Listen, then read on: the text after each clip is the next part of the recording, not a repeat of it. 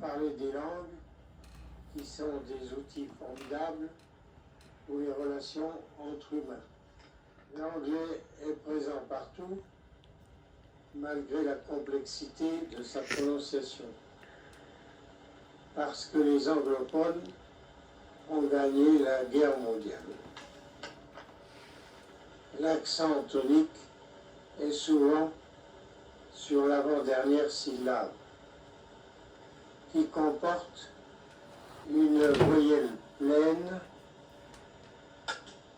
qui est prononcée respectivement comme suit. Et, virgule I, virgule I,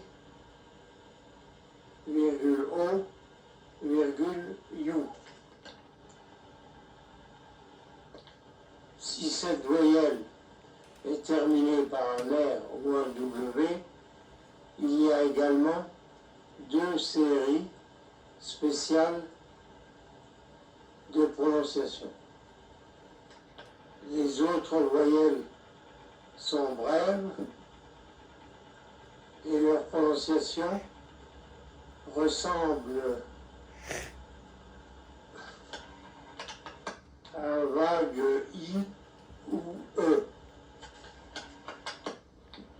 Le vocabulaire provient du latin ou du scandinave. La grammaire est européenne et assez simple. Elle ne présente aucune difficulté. En Amérique, l'anglais est basé sur les consonnes, tandis qu'en Europe, cette langue est très vocalique. Le français a l'accent tonique sur la dernière syllabe.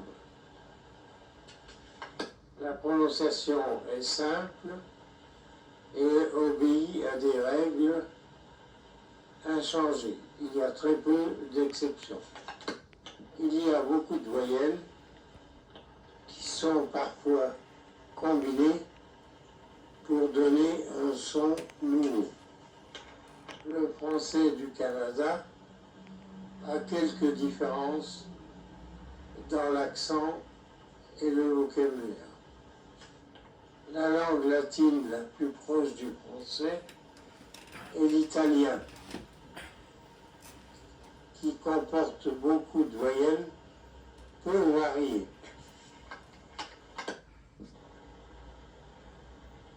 L'accent tonique est surtout sur l'avant-dernière syllabe.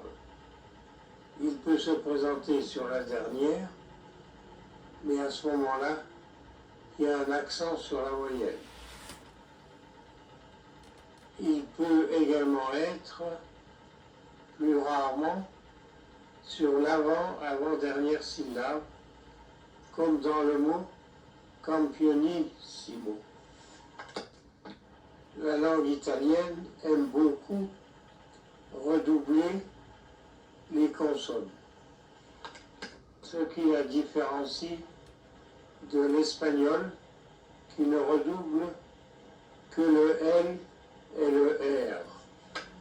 Cette langue a l'accent tonique sur l'avant-dernière syllabe si le mot est terminé par une voyelle ou par un N. L'accent tonique est sur la dernière syllabe si le mot est terminé par une consonne. C'est la langue latine la plus facile. Le voisin portugais est au contraire très difficile à cause de sa prononciation heurtée et consonantique. Par exemple, le R initial et le R redoublé sont comme les R français. Mais ailleurs, ils sont roulés. Le L est un L russe et le L marqué LH se prononce lieu. Dans les voyelles, le O qui n'est pas sous l'accent tonique est prononcé OU. Les consonnes sont combinées. Et le S se prononce CHE, ce qui donne beaucoup de CHE et de CHON. De plus, la langue est très rapide. Au Brésil, qui parle portugais, le S a gardé sa prononciation de S, ce qui est beaucoup plus agréable à l'oreille. Il nous reste le roumain comme langue latine. Cette langue est très proche de l'italien. Les langues du Nord sont scandinaves, suédois, norvégien et danois, et leur vocabulaire est plutôt germanique, avec pas mal de voyelles. Il y a une langue isolée, c'est le finnois, qui a un vocabulaire spécial et une grammaire également différente des autres.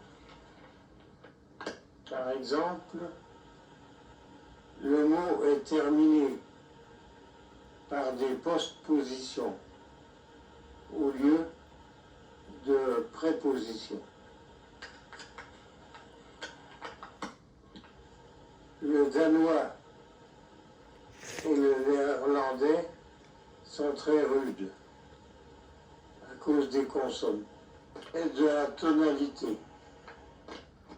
La langue germanique par excellence est l'allemand. L'accent tonique est sur la syllabe la plus lourde. Les voyelles sont classiques, mais il y en a quelques-unes qui ont un tréma pour changer le son. Elles se prononcent facilement. Il faut se méfier de certaines consonnes comme le CH, le Z et le G. La phrase est bien charpentée et la grammaire suit des règles strictes.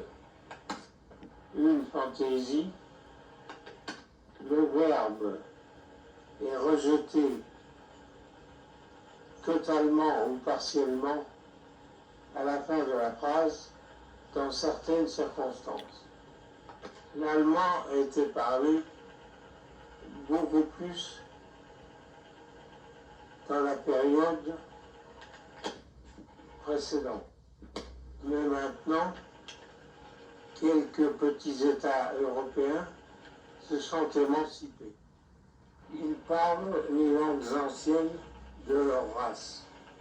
La langue est bien un moyen pour se libérer de l'emprise étrangère.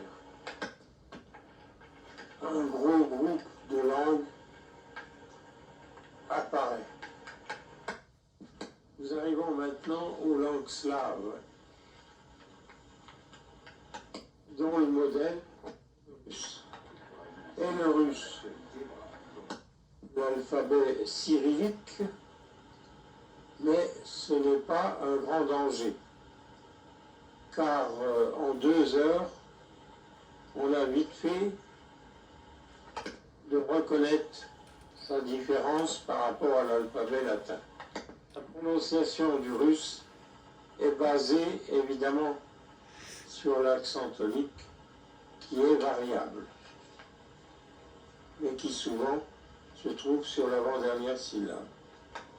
Quelquefois, le mot est terminé par des K, le génitif, par exemple, ou le pluriel, et l'accent tonique peut avoir été changer de place. Le changement n'existe probablement que dans très peu de langues. Le polonais a beaucoup de vocabulaire russe, accent tonique et sur l'avant-dernière syllabe. Aucune exception. Le polonais est écrit avec l'alphabet latin, mais ce n'est pas une difficulté. Les groupes de consonnes se prononcent généralement avec un seul son et en 1 ou 2 heures, on y arrive. Les autres langues slaves sont par exemple le croate, le serbe, le tchèque et le bulgare, dont les vocabulaires sont très apparentés. L'accent tonique du tchèque est sur la première syllabe. L'accent tonique du russe est varié et se trouve souvent sur l'avant-dernière syllabe. Les voyelles et les consonnes ne présentent pas de difficultés spéciales.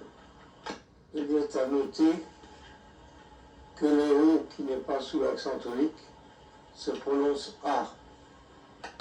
Pour le reste, il y a beaucoup de voyelles E qui se prononcent Y. Il faut faire un effort pour comprendre le vocabulaire slave. Mais ça vaut le coup. Que dire de la grammaire? Elle comporte quelques cas, comme pour le latin. Ayant des variétés de voyelles et de consonnes, cette langue est très poétique. En Europe, il y a encore le hongrois et le finnois. Comme déjà dit, le finnois a un vocabulaire isolé. C'est le cas également du hongrois. L'accent tonique du hongrois est sur la première syllabe, sans exception. Il y a beaucoup de voyelles et de consonnes variées, mais la prononciation individuelle n'est pas difficile. Il suffit de savoir à quoi correspond l'écriture. En principe, il y a des voyelles brèves et longues. Par exemple, le A est une sorte de O et le A de la prononciation comporte un accent aigu. La particularité de ces deux dernières langues est la grammaire. En effet, les prépositions sont changées en postposition. Comme par exemple VEL, VEL, ou RA, ou NAK, qui donc remplacent les prépositions. On peut s'y faire assez facilement. Cette langue est considérée à tort comme la plus difficile en Europe. C'est entièrement faux. Il suffit de l'écouter pour se rendre compte que tout est distinct. Car aucune consonne ou aucune voyelle ne sont effacées. Nous allons laisser les langues africaines aux spécialistes. Une seule remarque, l'alphabet arabe comporte 3 voyelles consonnes et les voyelles brèves sont écrites par des sortes de points. Mais dans la vie courante, on ne les écrit pas. En effet, les voyelles représentent la femme et chacun sait que la femme, dans ces pays, n'a pas d'importance dans la vie publique.